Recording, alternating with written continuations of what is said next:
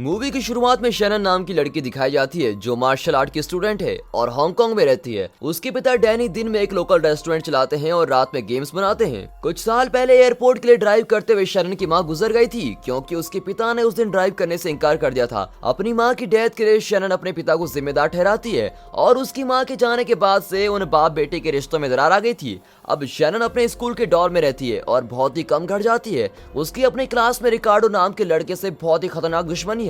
रिकार्डो और उसके दोस्त आकर शैनन को बुली करते हैं। एक दिन वो बुली शैनन के पिता के रेस्टोरेंट में होते हैं। वो कंप्लेंट करते हैं कि खाना ज्यादा तीखा नहीं है। अब सारा खाना खाने के बाद वो लोग बिल देने से मना कर देते हैं। शैनन उन्हें इस बात के लिए सुनाती है और बिल देने के लिए फोर्स करती है। रिकार्डो को इससे काफी इंसल्टेड फील होता है और वो पैसे को फ्लोर पर फेंक कर वहाँ से चला जाता है। शैनन पैसे उठा के अपने पिता को देती है और वो रिकार्डो की एरोगेंस के लिए माफी मांगती है। अगले दिन स्कूल में रिकार्डो अपना बदला लेने के लिए शैनन की दोस्त के भाई के रास्ते में टांग अड़ाकर उसका खाना गिरवा देता है। शैनन के दोस्त उसे ये इंसिडेंट भूलने को बोलते हैं पर वो इस बात को जाने नहीं दे सकती। शैनन पुलिस के ग्रुप के साथ बैठती है और बहुत ही कॉन्फिडेंस से उनकी थाली से खाना खाती है। रिकार्डो डर के उसको अकेला छोड़ के अपने दोस्तों के साथ वहाँ से चला जाता है और बाद में शैनन को पता चलता है कि ड्रायर में पड़े हुए कपड़े रिकार्डो ने खराब किए हैं। वो ग्रुप शैनन को रोज परेशान करता है और जब कुछ गलती कर दे तो उस पे हंसता है। उसके लंच बॉक्स में फ्रॉक्स डाल देते हैं और उसे बार बार गिराता है। एक लोकल दुकान का मालिक अपने घर के बाहर हर रोज फाइटिंग मैचेस रखता है। शैनन को पता चलता है कि रिकार्डो ने आज तक जिस किसी से भी लड़ाई की है उन्हें हमेशा हराया है।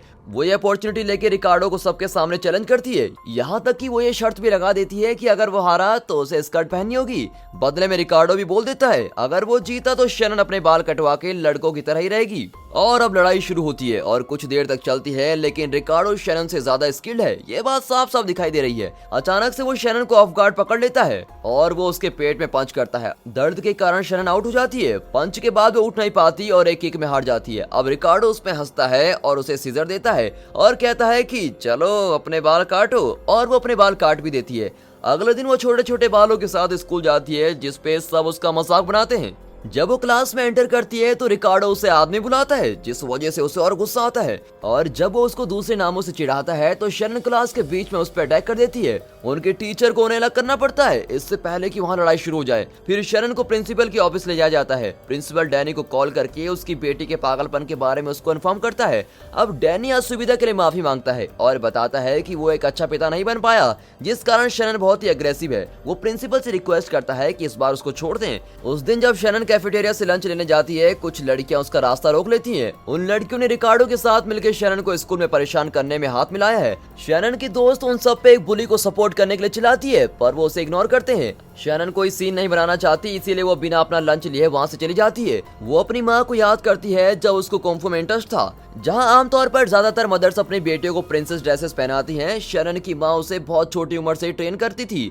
वो ये मानती थी कि कुंफू को शैनन जैसी लड़कियां उतनी ही चाहिए जितनी शैनन को कुंफू। उस रात डैनी शैनन को कॉल करके वीकेंड के लिए घर आने को बोलता है क्योंकि वो 3 महीने से घर नहीं आई है। शैनन पहले तो हिचकिचाती है पर फिर मान जाती है। अपनी बेटी से बात करने के बाद डैनी एक इन्वेस्टर को कॉल करके उसे अपनी नई गेम को टेस्ट करने के लिए बुलाता है। उसने एक वर्चुअल गेम बनाई है जिसमें रियलिटी में लड़ना पड़ता है जीतने के लिए। उस रात शैनन घर जाके अपने पिता से मिलती है। डैनी उससे बात करने की कोशिश करता है पर वो बहुत ही रूड बिहेव करती है। जब वो उसे इम्पोलाइट बुलाता है तो वो जबरदस्ती हंसती है और इग्नोर करती है। अब डैनी उसे उसके बालों के बारे में पूछता है पर शैनन बात घुमा देती है और उसे नहीं बताती कि उसको बुली किया जाता है। जब डैनी उसकी माँ के जाने के बाद से उसके बदले हुए बिहेवियर के लिए बोलता है तो वो उसे इस सब के लिए ब्लेम करती है और उसकी बातों से हर्ट होकर डैनी वहाँ से चला जाता है। कुछ टाइम बाद शैनन डैनी के घर के ऑफिस में जाती है और यूं ही घूमती है। वो टेबल पे पड़े एक अजीब नेकलेस को नोटिस करती है पर उसके बारे में ज्यादा नहीं सोचती। उसे उसके वर्क स्टेशन पे एक हेडसेट भी मिलता है और वो उसको पहनने का फैसला करती है। जैसे ही वो उसको पहनती है वो चाइना के एंसेंट वर्चुअल वर्ल्ड में एंटर करती है। अब अचानक से एक ग्रुप उस पर अटैक करता है पर वो खुद को बहुत तेजी से डिफेंड कर लेती है। वो ये भी नोटिस करती है कि उसके बाल वापस लंबे हो गए हैं। फिर उसकी नजर रिकार्डो पे पड़ती है जिसने ट्रेडिशनल चाइनीज कपड़े पहने हैं और वो दुश्मनों से लड़ रहा है। ऐसा पता चलता है कि जिन लोगों से वो लड़ रहा है वो चोर हैं जो एक फार्मर के घर से खाना चुराने की कोशिश कर रहे हैं। शैनन सरप्राइज हो जाती है कि रिकार्डो पहली बार कुछ अच्छी चीज कर रहा है। फिर ग्रुप का लीडर नॉर्मैन रिकार्डो से लड़ने के लिए आगे आता है, लेकिन वो रिकार्डो की एक्सपर्टीज की आगे बहुत ही कमजोर साबित होता है और कुछ मिनटों में नॉकआउट हो जाता है। जब वो ठग वहाँ से भाग जाते हैं तो रिकार्डो फार्मर को उनसे छीने हुए अनाज की बोरियां वापस कर देता है। शैनन उसका पीछा करती है और उससे पूछती है कि वो गेम में कैसे घुसा। फिर उसे जल्दी पता चलता है कि वो डिफरेंट नाम से गेम का हिस्सा है और उसकी पर्सनैलिटी रिकार्डो से बिल्कुल अलग है। वो शैनन को बहुत ही शक्तिशाली चोर के बारे में इन्फॉर्म करता है जिसका नाम नॉर्मन और टेसन है। उन दोनों भाइयों ने एक आर्मी इकट्ठी की है जो गरीबों से खाना चुराती है। अब इसलिए रिकार्डो अपनी जान लगाकर अपने टाउन के लोगों की सुरक्षा कर रहा है। वो श्योर है कि जैसे नॉर्मन को अभी हराया है, उसका शॉर्ट टेम्पर्ड भाई टेसन बदला लेने के लिए जरूर आएगा। अब कहीं किसी रॉबरी के कैंप में टेसन गुस्से में आग बबूला हो रहा है। वो अपने कुछ आदमियों को रिकार्डो पे नजर रखने के लिए भेजता है ताकि वो गांव पे हमला बोलने का सही टाइम बताएं। फिर शैनन को गन दिखाई जाती है और उसे मार्शल आर्ट एकेडमी से इंट्रोड्यूस किया जाता है। वो एक बुली से मिलती है जिसका नाम ड्रायल है। वो वर्चुअल वर्ल्ड में अच्छा इंसान है। उसके बाद स्कूल का प्रिंसिपल मार्शल आर्ट का टीचर है। वो ये समझता है कि शैनन चोर के साथ है और अपने स्टूडेंट्स को उसको घेरने का बोलता है। जब उसे ये पता चलता है कि वो एक मासूम फॉरेनर है तो वो उससे माफी मांगता है और उसे उसके पर्सनल रूम में जाने के लिए बोलता है। शैनन को गांव के लीडर से भी मिलवाया जाता है। अचानक से रिकार्डो बीमार हो जाता है और बेहोश हो जाता है। वो ग्रुप उसको गांव की डॉक्टर मिस एरिस के पास लेके जाता है। वो मार्शल आर्ट में ट्रेंड है और वो एक बेहतरीन वॉरियर भी है। जब रिकार्डो थोड़ा बेहतर हो जाता है, वो और शैनन मिलकर गांव एक्सप्लोर करते हैं। वो एक पुराना शहर देखते हैं जिसमें एक डरावना आदमी मेडिटेट कर रहा है। एरिस समझाती है कि वो आदमी उसके पिता है जो 1 साल से शहर में है। ऐसा पता चलता है कि उसके पिता बाओ एक मुसाफिर हुआ करते थे जो लोगों की मदद करते थे और जहां भी जाते थे वहां चोरों को पकड़ते थे। लेकिन एरिस की मां की डेथ के बाद से वो दुनिया से अलग रहने लगे और तब से वो शहर के बाहर नहीं आए।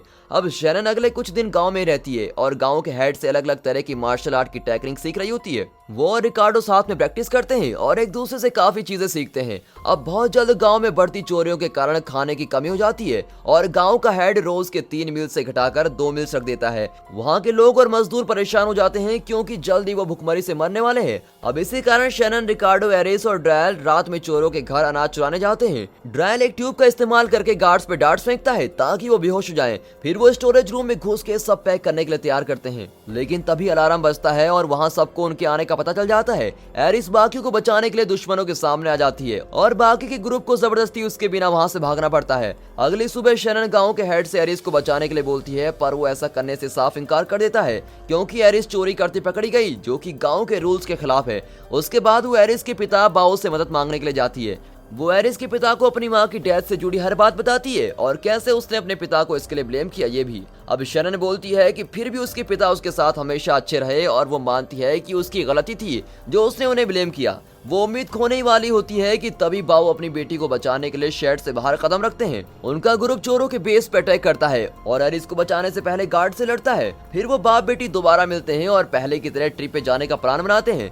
शैनन चाहती है कि चोरों के पूरी तरह वहां से जाने तक वो वहीं रुके, लेकिन बाओ बोलता है कि उसे भरोसा है कि बाकी सब चोरों को रोक लेंगे। जब टेसन को पता चलता है कि उसके ट्रूप्स पे अटैक हुआ है, वो गांव में अपने सोल्जर्स के साथ घुसने की तैयारी करता है। ये जानते हुए कि वो अटैक करने वाले हैं, शैनन, रिकार्डो और ड्रायल उसे रोकने के आइडिया सोचते हैं। शैनन जानती है कि उसे रोकने का कोई न कोई तरीका तो जरूर है क्योंकि आखिरकार ये एक गेम है। फिर उसे वो नेकलेस याद आता है जो उसने उसके पिता के टेबल पे देखा था, जो कि सेम वही नेकलेस है जो एक सोल्जर ने पहना हुआ है। वो खुशी खुशी अपने पिता के हिंट के लिए थैंक्स करती है। अब कुछ घंटे बाद टेसन अपने सोल्जर के साथ गांव पे अटैक करता है। गांव का हेड और उसके सभी स्टूडेंट्स अपने पूरे दिमाग के साथ उससे जंग करते हैं और लड़ाई के बीच में शैनन वो नेकलेस और उसे पहने हुए आदमी को नोटिस करती है, लेकिन उससे लड़ते हुए वो मारी जाती है और वो रियलिटी में वापस आ जाती है। शैनन हार नहीं मानती और फिर से हेडसेट पहन लेती है। फिर पता चलता है कि उसके पास एक और लाइफ बची हुई है, जिसका मतलब है कि वो गेम को फिर से जहां से उसने छोड़ा था वहीं से शुरू कर सकती है। इस बार वो सोल्जर को मार देती है और उसका नेकलेस ले लेती है। अब लॉकेट खोलने पे उसे उसकी माँ की पिक्चर दिखाई देती है। 1 सेकंड के अंदर टेसन के सारे सोल्जर गायब हो जाते हैं क्योंकि शैनन क्लू को ढूंढ पाई है। जब बस अकेला टेसन ही बचता है तो वो सब उसे ओवरपावर करके मार डालते हैं और बैटल जीत जाते हैं। उसके बाद हम शैनन और रिकार्डो को नदी के किनारे देखते हैं। वो बोलती है कि उसे उसके पिता की याद आ रही है और वो उसे वापस रियलिटी में भेज दे। रिकार्डो उससे प्रॉमिस करता है कि वो उसे हमेशा याद रखेगा और उसे वापस रियलिटी में भेज देता है। अभी शैनन को खेलते हुए बस कुछ ही घंटे हुए हैं। ऐसा पता चलता है कि सारा टाइम डैनी और एक पोटेंशियल इन्वेस्टर्स को खेलते हुए देख रहे थे। शैनन अपने पिता के गले लग के उनसे रूड होने के लिए माफी मांगती है और इन्वेस्टर उस गेम को देख के इतना इम्प्रेस हो जाता है कि वो उस गेम में 10 मिलियन यॉन इन्वेस्ट करने को तैयार हो जाता है। अगले हफ्ते नेशनल लेवल कुंफू कंपटीशन है और दोनों शैनन और रिकार्डो ने उस कंपटीशन में हिस्सा लिया है और दोनों अलग अलग डिवीजन में सिलेक्ट हुए हैं। उन्हें फाइनल्स में पहुंचने के लिए 4 राउंड जीतने जरूरी है। कंपटीशन के दिन शैनन सब तरफ देखती है पर उसके पिता कहीं नहीं दिखाई देते, जिस कारण वो उदास हो जाती है,